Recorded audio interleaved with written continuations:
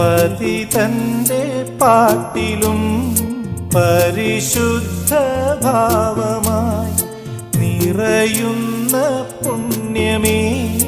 പരമദയാനിധേ ത്യാഗമായി സ്നേഹമായി ഏകരക്ഷാമാർഗമായി പാപഭൂമിൽ വീണു കേഴും ദുഃഖിതന്റെ നാഥനായി ഈ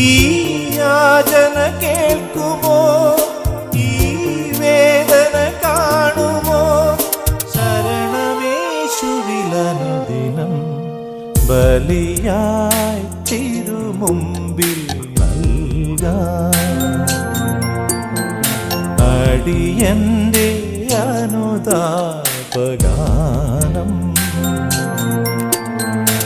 അവിടു